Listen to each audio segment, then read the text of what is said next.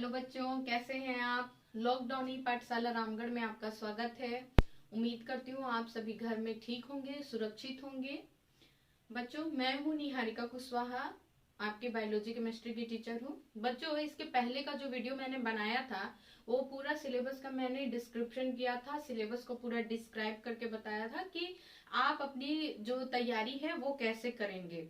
तो जैसा कि आपको पता है कि ये जो पार्ट 6 है इससे ये एग्जाम में इंक्लूड किया गया है और ये आएगा, इससे जितने भी प्रश्न उत्तर है ये पूरा चैप्टर है बच्चों।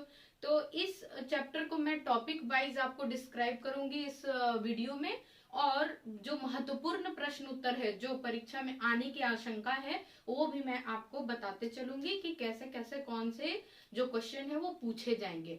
तो बच्चों, ये जो चैप्टर है ये शुरुआत होता है तो सबसे पहला जो पूछा जाता है कि सजीव और निर्जीव में आप अंतर स्पष्ट कैसे करेंगे।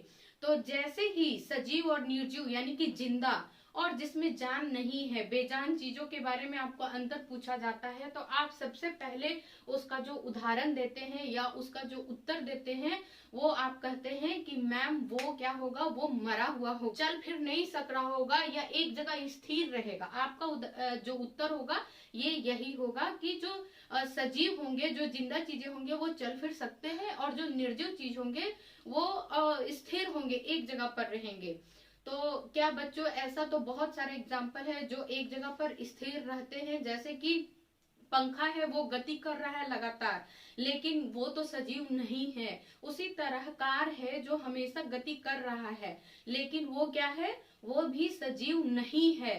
तो हम लोग इसको डिस्क्राइब कैसे करेंगे भाई, हम दोनों में अंतर कैसे करेंगे कि ये सजीव है या ये निर्जीव है, ये जिंदा है या फिर ये मरा हुआ चीज है, इसमें कोई जान नहीं है बच्चों। तो आइए अब हम लोग देखते हैं कि सजीव और निर्जीव में जो मेन अंतर हम लोग कैसे करेंगे। तो वो वृद्धि करेगा, जैसे कि पौधे एक ही जगह पर रहते हैं बच्चों लेकिन उसमें वृद्धि होती है और उसके अलावा उसमें फल लगते हैं, फूल लगते हैं सभी, तो वो एक पहचान है कि उसमें वृद्धि हो रहा है। आज आपने पौधों के इतने, कोई भी पौधा है आप इतना छोटा में लगाते हैं और वो धीरे धीरे बन करके एक विशालकाय पेड़ के रूप में वो परिवर्तित हो जाता है। तो जरूर उसमें वृद्धि हुआ है, इतना स्लो होता है कि हम लोग देख नहीं सकते हैं लेकिन वो जरूर उसमें वृद्धि लगते लगते वो इतना बड़ा हुआ है। तो इसमें अक्सर पूछा जाता है क्वेश्चन कि सजीव और निर्जीव में आप अंतर कैसे स्पष्ट करेंगे या फिर सजीवों का मापदंड क्या है, आप कैसे सजीव को उसके कैटेगरी में अलग कर सकते हैं। तो इसमें हम लोग अंतर लिखेंगे या उत्तर लिखेंगे कि जो सजीव होते हैं वो श्वास ले सकते हैं, वृद्धि कर सकते हैं, गति कर सकते हैं और टूट फूट की मरम्मत। बच्चों, अब है जैव प्रक्रम। पहले तो आप इसके परिभाषा को लिखना चाहते हैं तो आप लिख सकते हैं कि जैव प्रक्रम क्या है।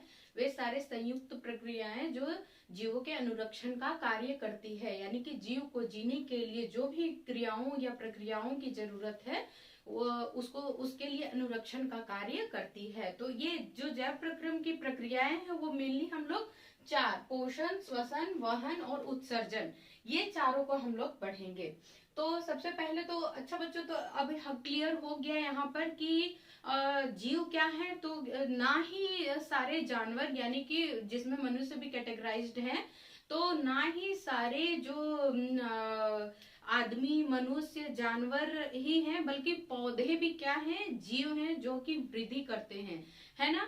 तो पौधों में भी हम लोग पोषण, श्वसन, वहन और उत्सर्जन के बारे में पढ़ेंगे। पौधे भी कैसे अपना पोषण करते हैं, कैसे वो श्वसन, वहन और उत्सर्जन का कार्य करते हैं। इस जैव प्रक्रम में जो पहला हम लोग पढ़ेंगे जैव प्रक्रम के प्रक्रियाओं में वो है पोषण। तो पोषण क्या होता है बच्चों, खाद्य पदार्थों को ग्रहण करना और खाद्य पदार्थों में मौजूद जो पोषक तत्व हैं उसको शरीर द्वारा अवशोषित कर लेना। किस चीज के लिए, शरीर के वृद्धि के लिए, या कोई भी आप जो काम करते हैं उसमें लगने वाला ऊर्जा या शरीर के गतिविधियों का अनुरक्षण करने के लिए क्या होता है कि पोषण की जरूरत पड़ती है। शरीर को जिंदा रखने के लिए, उसकी रक्षा करने के लिए पोषण बहुत ही जरूरी है। तो बच्चों, यहाँ पर जो एग्जाम में पूछा जाता है वो है कि पोषण जो है फिर आगे चल करके स्वपोषी पोषण और विषम पोषी पोषण में बटा हुआ है। तो जैसा मैंने आपको बताया कि जीवित तो पौधे भी हैं जो कि वृद्धि करते हैं और वो भी पोषण करते हैं। तो ये जो टॉपिक है ये एग्जाम में बहुत बार पूछा जाता है कि स्वपोषी पोषण और विषम पोषी पोषण में आप अंतर स्पष्ट करिए और उसके उदाहरण को लिखिए। तो अब हम लोग देखेंगे कि स्वपोषी पोषण और विषम पोषी पोषण में अंतर क्या है। तो स्वपोषी पोषण जैसा कि नाम से ही आपको क्लियर है कि स्व यानी कि खुद, पोषी यानी पोषण करना। तो जितने भी हरे पौधे हैं जिसमें क्लोरोफिल पाया जाता है वो अपना पोषण खुद करते हैं। कैसे? तो प्रकाश संश्लेषण की प्रक्रिया के मदद से। बच्चों ये प्रकाश संश्लेषण आप लोग 6 क्लास से पढ़ते आ रहे हैं, अभी आप 10th क्लास में हैं, तो इसके बारे में आपको पहले से जरूर कुछ न कुछ पता होगा कि क्या है प्रकाश संश्लेषण। तो हरे पौधे जिसमें क्लोरोफिल पाया जाता है और कुछ नीले हरे शैवाल भी इसका प्रकाश संश्लेषण करते हैं। तो ऐसे हरे पौधे जो कि सरल पदार्थों को इकट्ठा करके वायुमंडल से, यानी कि जल लेकर के, कार्बन डाइऑक्साइड लेकर के और सूर्य की उपस्थिति में क्या करते हैं, अब अपना जो भोजन है वो तैयार करते हैं ग्लूकोज के रूप में, है ना। तो वो क्या है, प्रकाश संश्लेषण की प्रक्रिया के द्वारा ये क्या कर रहे हैं कि अपना पोषण वो खुद कर रहे हैं, यानी कि अपना खाना खुद तैयार कर रहे हैं। क्या हम लोग अपना खाना खुद तैयार करते हैं? नहीं, हम लोग पौधों के ऊपर आश्रित है। हम लोग जो भी खाद्य सामग्री आज खा रहे हैं सब पौधों से हम लोगों को मिलता है। तो हम लोग किस कैटेगरी में आ जाते हैं? हम लोग विषम पोषी पोषण में आ जाते हैं। तो विषम पोषी पोषण का कुछ उदाहरण क्या हो जाएगा? जितने भी ह्यूमन बींग्स हैं यानी जितने भी मानव हैं, एनिमल्स यानी कि जानवर, और उसके अलावे अमीबा, ये सब क्या करते हैं? विषम पोषी पोषण करते हैं, यानी कि ऐसे जीव जो अपने भोजन के लिए किसी दूसरे जीव के भोजन पर निर्भर होते हैं या अपना भोजन स्वयं तैयार नहीं कर सकते हैं, उसको क्या कहते हैं? हम लोग विषम पोषी पोषण कहते हैं। तो यदि आपको एग्जाम में ये आता है कि स्वपोषी विषम पोषी पोषण के बीच में आप अंतर स्पष्ट करिए, तो आप इन अंतर को लिख सकते हैं और इसे आप याद भी कर लीजिए क्योंकि एग्जाम में बहुत कॉमन है। तो बच्चों अभी तक मैंने आपको 3 बहुत ही इंपॉर्टेंट क्वेश्चन बताया है कि सजीव और निर्जीव के बीच में अंतर स्पष्ट करिए, या सजीवों को उसके कैटेगरी में उसके मापदंड, सजीवों का मापदंड दीजिए कि कैसे उसको हम लोग सजीव कहेंगे। जो दूसरा क्वेश्चन था वो है बच्चों की पोषण का जो जैव प्रक्रम क्या है, उसके अलावे कि स्वपोषी पोषण और विषम पोषी पोषण में अंतर स्पष्ट करिए। बच्चों जैसा कि आपको पता है कि स्वपोषी पोषण में क्या हो रहा है, तो पौधे प्रकाश संश्लेषण की प्रक्रिया द्वारा अपना भोजन स्वयं बना रहे हैं या फिर अपना भोजन स्वयं तैयार कर रहे हैं। तो जो प्रकाश संश्लेषण है उससे बहुत सारा क्वेश्चन है जो एग्जाम में पूछा जा रहा है बच्चों। उससे मेनली जो 3 टाइप के क्वेश्चन पूछे जाते हैं वो है कि प्रकाश संश्लेषण से आप क्या समझते हैं, जिसमें आपको उसकी परिभाषा लिखना है और साथ में उसका जो रासायनिक अभिक्रिया है उसको आपको लिखना है।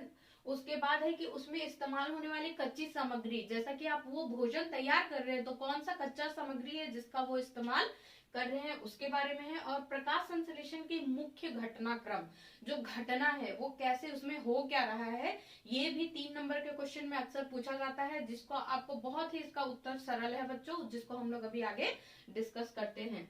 तो बच्चों ये क्या है, ये एक पौधा है ना। तो ये पौधा प्रकाश संश्लेषण क्या है, तो प्रकाश संश्लेषण जैसा कि पता है कि स्वपोषी पौधों में ये हो रहा है। तो स्वपोषी पौधे जो कि हरे रंग के होते हैं क्योंकि इसके पत्तों में क्या मौजूद है, तो क्लोरोफिल मौजूद है, क्लोरोफिल मौजूद है इसके पत्तों में, है ना। तो अब क्या हो रहा है बच्चों कि हरे पौधे क्या करते हैं कि कुछ पदार्थों को इकट्ठा करके और अभिक्रिया करके उसे अपने ऊर्जा के रूप में संचित करते हैं। यानी कि किस प्रकार के पदार्थ, तो वो मृदा से क्या करते हैं, मृदा से H2O यानी कि जल को ग्रहण करते हैं और वायुमंडल से CO2 यानी कि कार्बन डाइऑक्साइड को ग्रहण करते हैं। और पत्तों में जो मौजूद है वो क्लोरोफिल है, क्लोरोफिल और सूर्य की प्रकाश की उपस्थिति में ये क्या करते हैं, इसका रूपांतरण कार्बोहाइड्रेट में कर देते हैं। तो ये जो अभिक्रिया है उसको हम लोग इस प्रकार लिख सकते हैं कि स्वपोषी पौधे कुछ पदार्थों को इकट्ठा करके, जैसे कि कार्बन डाइऑक्साइड और जल इकट्ठा करके और कार्बोहाइड्रेट का निर्माण करते हैं। और इस अभिक्रिया को हम लोग इस तरह भी लिख सकते हैं 6CO2 plus 12H2O। तो क्या हो जाएगा बच्चों, C6H12O6 plus 6O2 plus 6H2O। अब यहाँ पर क्या है, तो यहाँ पर बच्चों क्लोरोफिल है, क्योंकि ये क्लोरोफिल की मौजूदगी में होगा। और क्या है, सूर्य का प्रकाश है। क्या है, सूर्य का प्रकाश है। तो यहाँ पर आप देख रहे हैं ना कि ये जो कार्बन डाइऑक्साइड है और ये जल, ये दोनों मिल करके कैसे कार्बोहाइड्रेट का निर्माण कर रहा है, जो कि ग्लूकोज है। इसका जो सरल फॉर्म क्या है वो ग्लूकोज है। तो इस तरह से, और ऑक्सीजन भी यहाँ पर रिलीज हो रहा है। तो ये क्या है बच्चों, प्रकाश संश्लेषण की अभिक्रिया तो आपको समझ में आ गया।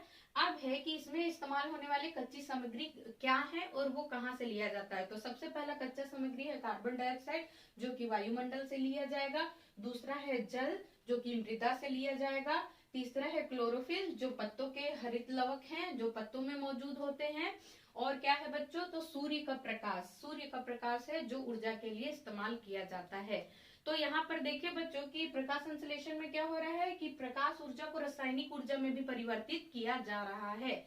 ठीक है, तो अब जो नेक्स्ट है वो है प्रकाश संश्लेषण के मुख्य घटनाक्रम। तो घटनाक्रम में क्या हो रहा है, सबसे पहले जो सूर्य का प्रकाश है बच्चों, जो सूर्य का प्रकाश है, जो प्रकाश ऊर्जा है उसको लिया जा रहा है और क्लोरोफिल उसको क्या कर रहा है, प्रकाश ऊर्जा को रासायनिक ऊर्जा में परिवर्तित कर दे रहा है ना। प्रकाश ऊर्जा को क्लोरोफिल रासायनिक यानी एक रसायन में बना दे रहा है ना, उसका इस्तेमाल करके। तो यहाँ पर क्या हो रहा है कि प्रकाश ऊर्जा रासायनिक ऊर्जा में परिवर्तित हो जा रहा है। और जो दूसरा है बच्चों की कार्बन डाइऑक्साइड किस में रूपांतरित हो जा रहा है, कार्बोहाइड्रेट में रूपांतरित हो जा रहा है। और जो जल के कण है H2 अब घटित होकर के अपने ऑक्सीजन और हाइड्रोजन में वो क्या हो जा रहे हैं, परिवर्तित हो जा रहे हैं।